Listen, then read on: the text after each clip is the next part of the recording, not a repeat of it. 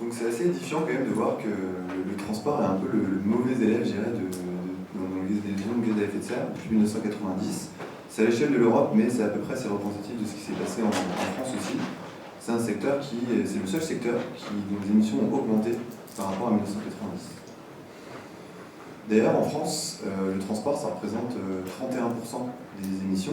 Donc là, j'entends un transport de passagers comme un transport de marchandises. Et pour le transport de marchandises, c'est à peu près un tiers de ça.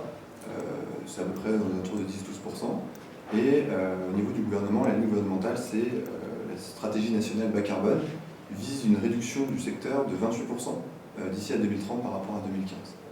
Pour se donner un petit peu la hauteur de cette ambition, sur le transport de marchandises, a été en fait financé par l'ADEME, l'Agence du développement durable rattachée au ministère de la transition énergétique. C'est le programme F. Et en fait, l'idée, c'est de se dire, c'est pas du tout la même manière d'aborder la réduction de l'impact carbone quand on est un transporteur, un organisateur de transport ou un chargeur. Donc a été créé un dispositif par typologie d'acteurs.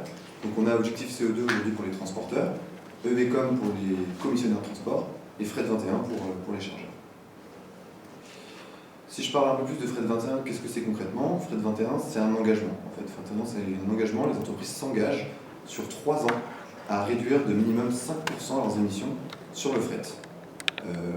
Pour cela, en fait, on vous met à disposition des outils qui vont vous permettre de mesurer votre impact carbone et on vous accompagne dans la définition, je dirais, de la réduction de votre empreinte. Ça a été lancé d'ailleurs Fret 21 par la l'AUTF, l'Association des utilisateurs de transport de fret, qui est un petit peu la voix des chargeurs auprès des instances publiques. Et ça a été lancé par une dizaine d'entreprises primo-signataires qui souhaitaient tous bénéficier d'une méthodologie commune de calcul des émissions. Aujourd'hui, Fret 21, c'est une centaine d'entreprises engagées dans la démarche, à peu près sur tous les types de secteurs, comme vous pouvez le voir sur ce graphique. Donc les critères pour s'engager dans Fret 21, c'est assez simple. 3 ans, 5% minimum, s'engager sur le périmètre Aval France et mettre en place au moins 3 actions en fait, sur les différents axes que vous voyez à l'écran. Donc là, on n'a rien inventé, hein, c'est vraiment de l'optimisation logistique pure et dure sur certains axes. On a seulement en fait, voulu faire un découpage en 4 pour essayer de mettre un peu les actions dans des grandes catégories. Donc on a dans l'axe 1 le travail sur le taux de chargement, donc essayer de mieux remplir les camions. Sur l'axe 2, les distances parcourues, donc qui vont consister à essayer d'optimiser les distances pour réduire les kilomètres parcourus. Les moyens de transport, là on va travailler sur tout ce qui va être le report modal effectivement vers le fluvial, vers le ferroviaire, mais aussi les carburants alternatifs. Et sur les moyens de transport aujourd'hui, c'est pas mal aligné, je dirais, avec des volontés du gouvernement d'accentuer le transport sur fluvial et le ferroviaire. L'ambition du gouvernement d'ici 2030, c'est de doubler la part du ferroviaire dans le mix français du transport. Pour aujourd'hui, je crois qu'on est autour des 8%, et l'objectif c'est de doubler ce chiffre. Et les achats responsables, c'est s'assurer de travailler avec les prestataires de transport les plus vertueux, et donc notamment les transporteurs qui ont obtenu le label Objectif CO2. Fret 21, c'est un projet en 4 étapes. C'est d'abord sensibilisation au dispositif. Aujourd'hui, c'est une bonne manière d'être sensibilisé à la démarche. Ensuite, c'est lorsque vous avez un petit peu réfléchi le projet en interne et que c'est quelque chose qui pourrait bien s'inscrire dans vos objectifs, vous devenez adhérent Fret 21. Il n'y a pas de coût à l'adhésion chez Fret 21, c'est subventionné par le programme, mais ça vient débloquer 2 choses. Ça vient débloquer l'accès aux outils, donc on vous donne les outils de calcul des émissions de gaz à effet de serre, et on vous affilie à un cabinet qui va vous accompagner, dans la définition de cet engagement. Vous construisez pendant 3 à 6 mois votre dossier, et ensuite votre dossier passe par un comité de validation qui est en présence de l'ADEME, de l'AUTF, de CO2, le cabinet expert du programme, et à la suite de quoi, si votre dossier respecte bien le cahier des charges et que vous avez bien cet objectif de 5%, vous êtes engagé dans la démarche. Aujourd'hui, la moyenne de tous nos engagés est de 8%, et la plupart d'ailleurs, je dirais, ce qui est important de dire dans Fret 21, c'est que nous, on n'a pas cette démarche de dire on donne un chiffre et après on voit un peu comment on va faire pour l'atteindre. On a plutôt l'approche inverse de dire ça c'est le constat aujourd'hui, on va mettre telle et telle action en place, ça va générer tant de réduction de CO2 et on va s'engager sur tel chiffre. On s'engage vraiment sur des données chiffrées, documentées, où on a un plan d'action qui est défini et on s'engage sur la base de ces éléments-là et pas sur un chiffre qu'on donne, qu'on annonce et qu'on essaie après de se débrouiller pour atteindre. Et ça c'est très important parce que c'est nos démarches, on préfère des des engagements à 5%, à 8%, plutôt que des engagements à 20% qui ne sont pas chiffrés. Pour nous, c'est essentiel d'avoir vraiment qu'on s'engage sur quelque chose qui est réalisable et dont on a documenté, je dirais, l'objectif.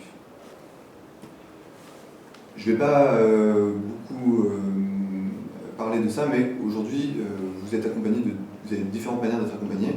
Si vous êtes plutôt mature sur le sujet et que vous avez déjà des idées, que vous avez déjà la donnée disponible, vous pouvez partir avec un accompagnement léger et qui est inclus dans le programme, donc subventionné, qui ne vous coûtera rien. Et vous avez le droit à une journée de travail par un cabinet référencé par Fred 21. Si vous souhaitez justement quand même vous engager dans la démarche, puisque c'est en accord, je dirais, avec vos engagements, vos objectifs personnels d'entreprise, vous pouvez être accompagné plus en profondeur par un cabinet. Et là, ça sera plus une mission de conseil classique avec les cabinets qui sont à l'écran. Donc, ce sont tous les cabinets qui ont été référencés par l'ADEME pour accompagner, je dirais, le programme Fred 21. Et ils ont tous la double compétence, bilan carbone et optimisation logistique. La plupart sont des experts en optimisation logistique. Ils savent gérer, je dirais, les problématiques quotidiennes des chargeurs comme des transporteurs.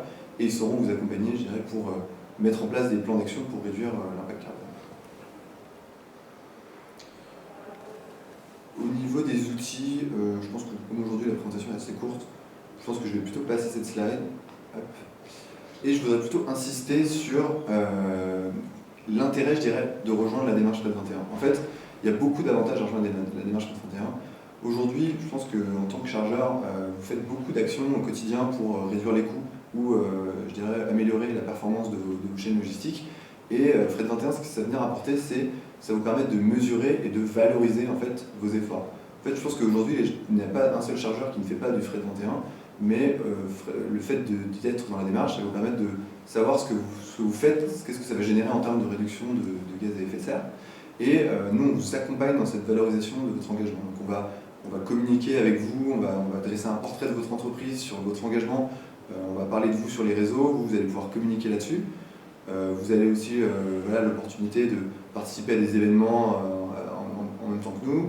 On organise aussi des ateliers en fait, entre les chargeurs pour vous informer sur des sujets d'actualité, et ça, il va y en avoir tout le long de l'année prochaine.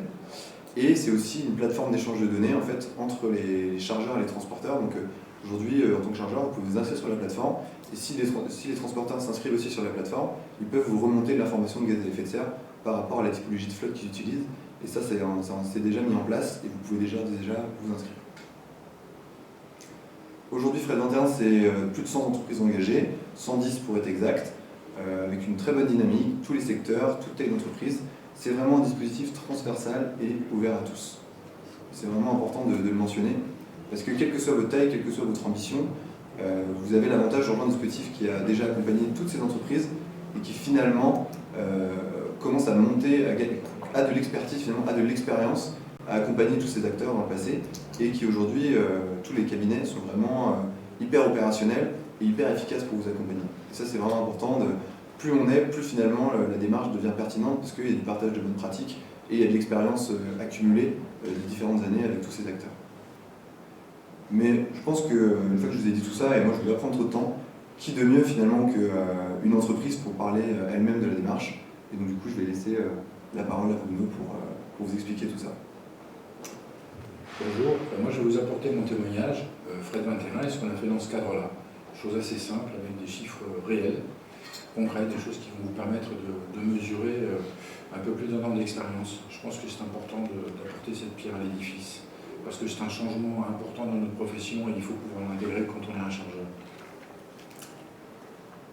Alors première chose, le transport propre chez nous, notre ambition c'est 20% de baisse de gaz à effet de serre d'ici 2025. On est en chemin sur cet objectif et on est en train de le réaliser. Quand je parle de 20% de baisse de gaz à effet de serre d'ici 2025, je parle de baisse de gaz à effet de serre à la tonne transportée. Ça veut dire quoi? Ça veut dire un effet de 13% sur les carburants, donc bien sûr l'utilisation de carburants propres, du EGNC, les agrocarburants, donc 30 à 50% de conversion de flotte plateforme entrepôt et 50% de conversion de flotte delivery. On utilise deux types de flottes. On a la première flotte qui nous livre de nos plateformes vers nos points de vente et ensuite des points de vente vers les clients. un parc client restaurateur très important et donc on les livre quotidiennement. La diminution des kilométrages, ça va représenter 6%. Tous ces travaux-là ont été faits avec l'aide de la UTF, et ça c'est important parce qu'on a ce support technique. Il y a des choses qu'on n'aborde pas forcément, on n'a pas forcément toujours les compétences détail, et ils nous apportent des outils bien pratiques et surtout rapides. Donc diminution du kilométrage, optimisation du remplissage, dans la delivery en particulier, mutualisation des livraisons, diminution des fréquences et des délais de livraison, fruits et légumes, surgelés, optimisation des livraisons plateforme vers les points de vente. Ça, c'est l'explication de comment arriver. Là, je vous fais un flash sur la delivery en particulier. Il s'agit donc, ce que j'appelle moi la delivery, c'est la partie livraison qui va du store, du point de vente jusqu'au client final, qui la plupart du temps est un restaurateur dans notre cas.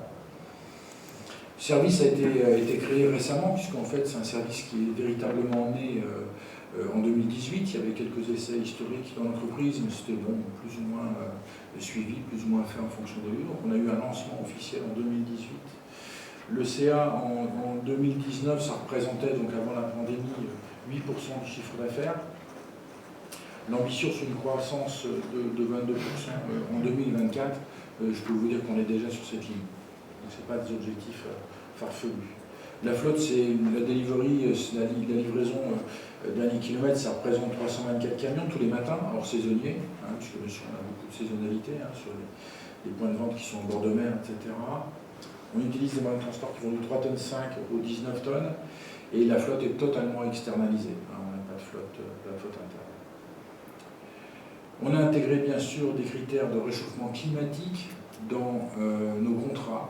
Vous savez, souvent on a eu et on a encore dans nos contrats de transport à moyen terme des clauses qui disent qu'on va travailler, qu'on va s'encourager les uns les autres et qu'on va faire des efforts. Bon, ça c'est bien gentil, mais c'est pas ça qui va remplir le chaland. Et en fait, ce qu'on va maintenant écrire, c'est des réalisations d'objectifs de gaz à effet de serre qui sont contraignants dans les contrats, avec des contraintes à la fois pour nous en tant que chargeurs et des contraintes aussi pour le transporteur ou l'affréteur. Donc on soit tous ensemble dans le même bain. Il faut faire ça dès les appels d'offres, parce qu'évidemment on ne peut pas non plus déclencher des demandes d'investissement sur des véhicules, et vous savez bien qu'un véhicule ça ne se paye pas en 12 mois, de faire des demandes pareilles sans avoir aucune contrepartie ni aucun plan de développement. Donc ça c'est important. Pilotage des consommations et des gaz à effet de serre, ça c'est le point noir. C'est le point noir parce que c'est le point sur lequel il faut travailler le plus, en fait. Je croyais que c'était facile, je croyais que c'était simple, je pense que c'était clair pour tout le monde et que tous les transporteurs étaient au fait et à la pointe. Eh bien, c'est pas le cas. Il faut travailler ensemble, c'est clair. Et bien sûr, l'engagement Fret 21. L'engagement Fret 21, moi je vais vous dire, c'est comme quand on fait devant nos comités exécutifs de groupes ou de sociétés qu'on présente à nos patrons nos objectifs, c'est engageant. C'est engageant. C'est le fait d'avoir le courage de dire ouais, je vais faire ça, je vais le faire, je le mets sur mes slides et puis dans un an et tous les mois, je vais vous tenir au courant, je vais vous dire là où on en est et là où on va. Fret 21, c'est ça. Fret 21, pour moi, c'est engageant. Je mets à part, merci encore, les outils, l'aide et les coups de main qu'ils nous apportent. On oublie rapidement les coups de main qu'on reçoit, mais c'est engageant, il faut savoir le faire. C'est une question de courage intellectuel dans la démarche. Alors, réduire, j'ai quelques détails, je vais passer rapidement, mais réduction et pilotage à distance, donc mise en place d'optimiseurs de tournée. Tiens, j'optimise mes tournées, comment je les optimise? Il y a tout un travail de fond à faire là-dessus. N'oublions pas que la réduction de gaz à effet de serre, c'est pas simplement le changement de carburant, et youp labo, on reprend les mêmes et on recommence. C'est aussi remettre en question la façon dont on travaille et avec quoi on travaille. Donc pas simplement un camion qui va au gaz au lieu du diesel, mais aussi la façon dont je fais mes tournées, la façon dont je fais mes circuits. Est-ce que mon remplissage de véhicules est le bon? Est-ce que les outils que j'utilise pour remplir mes véhicules ou pour les vider sont les bons? C'est-à-dire que ça rentre vraiment dans le détail.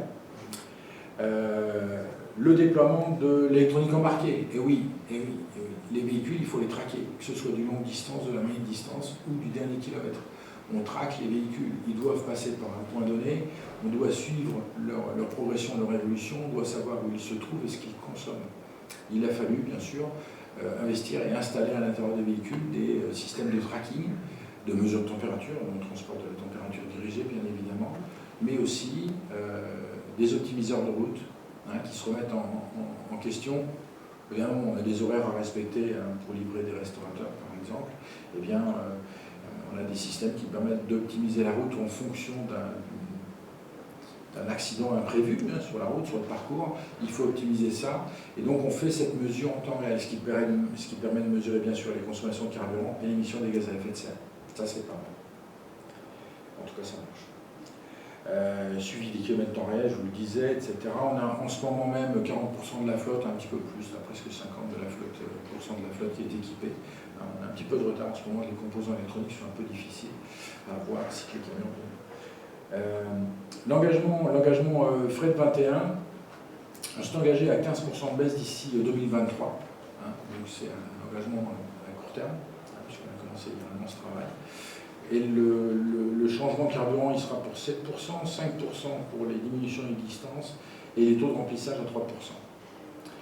15% de gaz à effet de serre, c'est quand même important. On parle de 330 camions, 400 camions quand on est en saison, c'est quand même assez intéressant. Alors ce qui est intéressant, c'est qu'au départ, on s'attendait à une dépense. Donc moi, je suis allé au COMEX en leur disant, écoutez, c'est bien, on dit tout ça, on veut y aller, on va y aller, etc.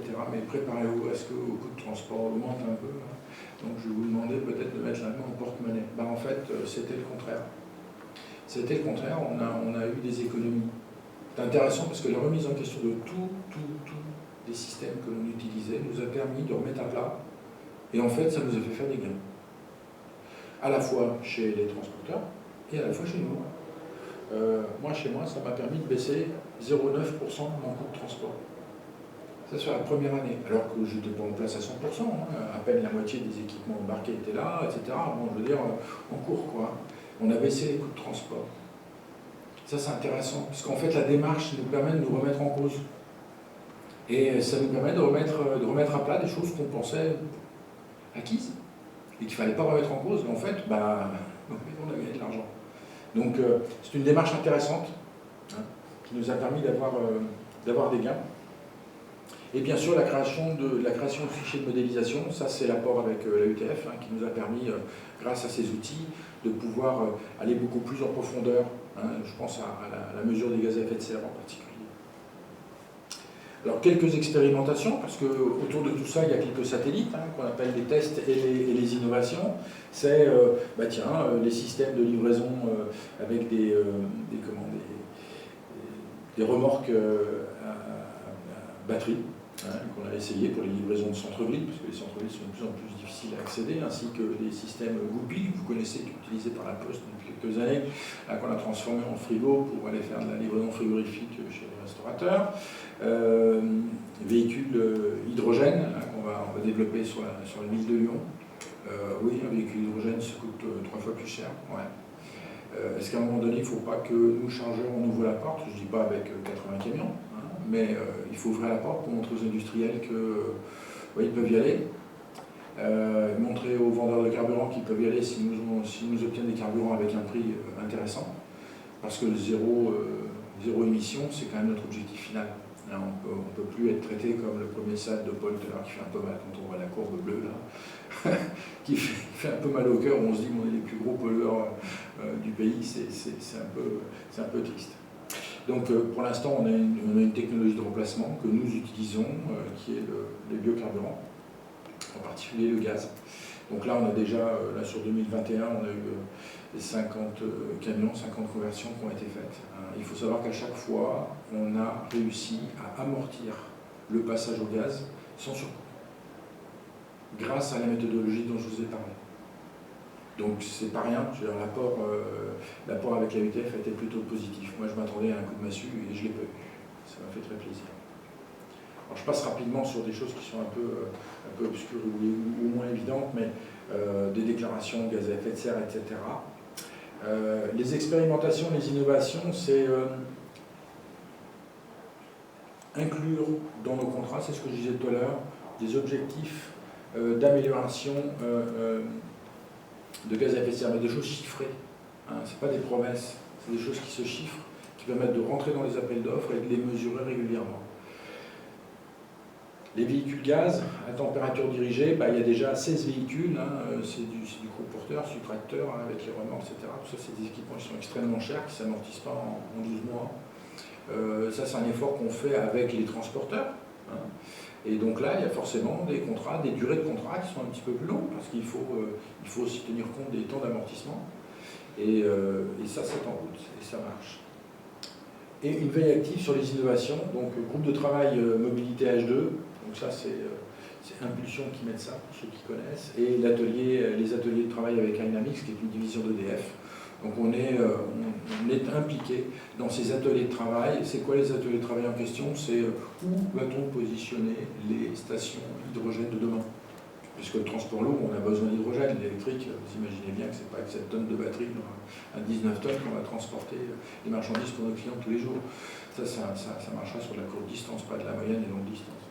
Donc demain, il faut qu'on ait des stations. Il ne faut pas qu'on ait des choses complètement absurdes comme on peut voir dans le gaz, où on a des villes entières qui ne sont plus desservies ou pas desservies, qui ne l'ont jamais été.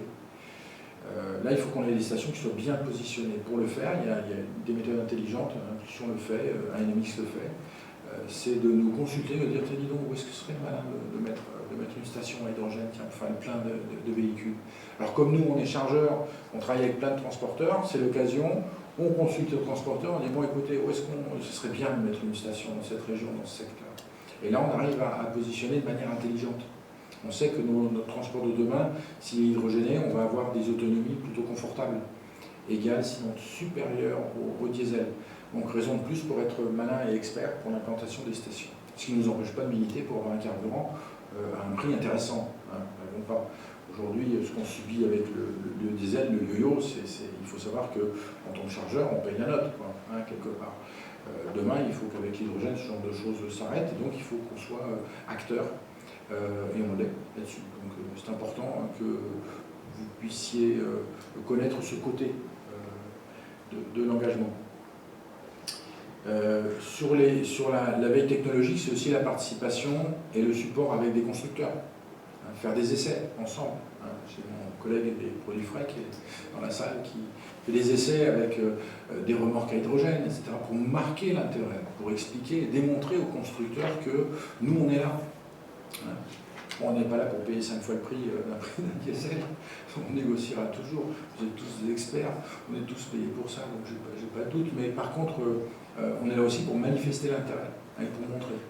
Parce que si aujourd'hui sont des moyens de transport encore un peu chers, il faut savoir que l'hydrogène est incontournable, il faudra qu'on y passe. Donc qu'on y passe, oui, mais avec un prix qui soit raisonnable et abordable et payable par nos clients, parce qu'au final, c'est les clients qui payent. Donc voilà le témoignage que je voulais vous apporter, qui est un témoignage qui veut vous montrer que l'apport de Fret 21, ce n'est pas simplement un logo, c'est une démarche qui se met à l'interne avec une aide précieuse de l'EDF, bien sûr, mais ça marche, ça fonctionne.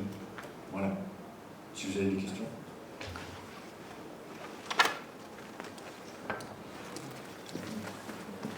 En toute transparence, du coup, est-ce que vous avez craint quand vous êtes engagé dans la démarche vis-à-vis de votre qualité de prestation de service? Quand on parle de livrer différemment des clients, ou livrer un point de vente plutôt un jour sur deux, de livrer tous les jours, est-ce que c'est quelque chose que vous avez craint, que vous avez réussi à faire accepter facilement? Ouais, on a craint ça. En fait, on a eu une double démarche. On a eu une démarche de communication auprès des clients pour leur dire, voilà, on change de moyens de livraison, etc. Et puis une grosse communication auprès du meilleur panneau publicitaire qu'on avait sous la main, c'est-à-dire le chauffeur. Vous savez, quand vous installez un chauffeur qui roulait dans un Euro 5 et que vous le mettez au volant d'un GNV, ça nous paraît anodin pour nous, à part le chiffre qu'on paye pour avoir le transport, mais pour le chauffeur, c'est quelque chose de très noble. Et il est très fier de ça. Et en fait, on lui a fait vendre ça. Et il nous a accompagnés. C'est-à-dire que le chauffeur, la petite main qui va croiser le client tous les jours, qui va être là, etc., qui va même décharger dans les points de vente, attention, hein, ceux-là se sont fait les fers de lance, les sponsors de la méthode. C'était extrêmement humain. Ouais.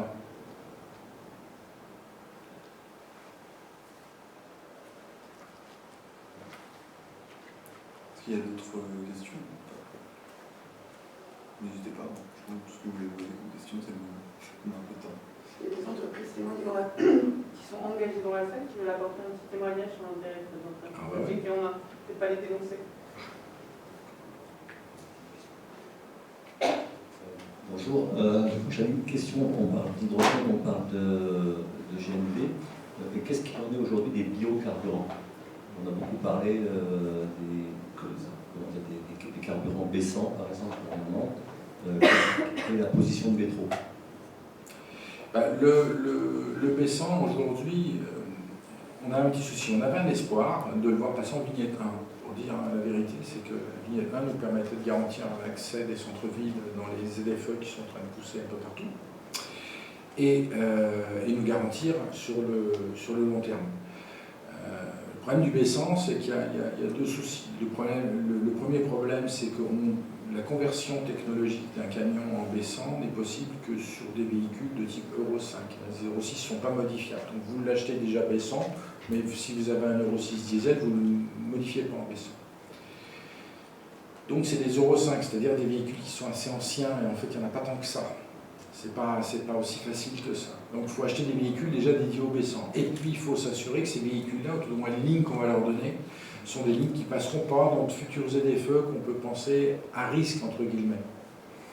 Et il y a quelques camions, oui, chez Métro qu'on a passé en baissant, c'est vrai. Maintenant, pas autant qu'on aurait voulu, parce qu'effectivement, le carburant n'a pas été labellisé vignette numéro 1, elle ne nous permet pas de passer à travers toutes les futures ZFE.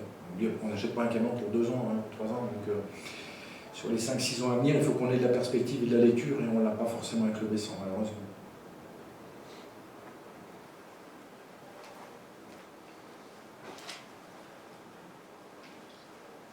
Bonjour. Dans la démarche Fred 21, il y a un accompagnement qui est fait par des cabinets.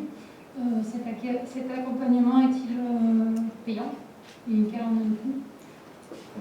Moi, j'ai pas eu de facture, mais c'est pas le En fait, vous avez le choix entre deux types d'accompagnement. Donc l'accompagnement léger, il est gratuit, enfin il est subventionné.